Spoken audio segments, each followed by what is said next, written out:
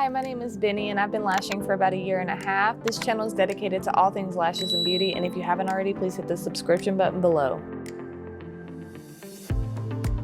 In today's video, we're going to be doing our favorite tips and tricks for classic sets. So the first tip that I really love to tell people is to start with the perfect size. So for me, my favorite for classics is 0.15s instead of 0.18s. Now the 0.18s are really good if you have a client who has a really thick natural lash. However, the 0.15s are pretty perfect for almost everyone unless they're a little bit on the thinner side. And in that case, you would want to go to a 0.10.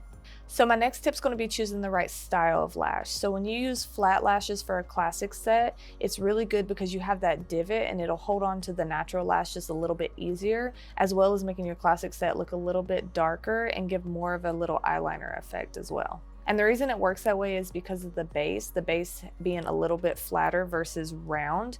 And not only does it help with the holding onto the lashes more, but it helps create that base to be a little bit darker as well.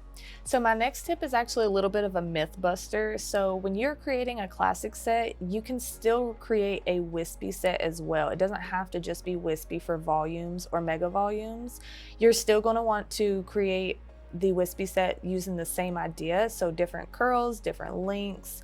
My favorite thing is to go off the client's natural lash. So if they have a shorter lash, then I'm going to place a shorter extension. If they have a longer lash, I'm going to place a longer extension. So that way it's not too much on the natural lash and you're still being able to create that wispy and the dimension that you're going to want for your classic set. So another tip that I have is actually using the right glue. So for example, I use Witty, which is a 0.5 second dry time for my classic sets. And I only use it for my classic sets because it's more of a dip and go type set versus the volumes where you're making the fan, then you're dipping, and then you're bringing over. So making sure that you're using the right glue for even just switching it up for a classic set versus your volume, that can actually really help, and it can keep those stickies away from each other.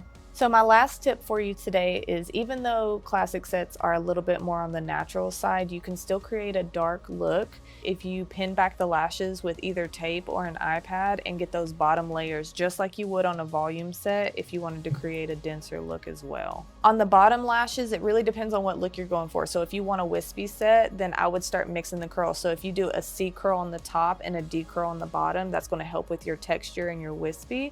However, if you're not really looking for a wispy set, you can just keep the same curl, just do a shorter length. So if you have a 14 millimeter, then you might want to go down to 12, maybe even 11 on the bottom layers. So there are a ton of tips and tricks that you can do for classic sets, and these are just some of my favorites, so hopefully you can check some out.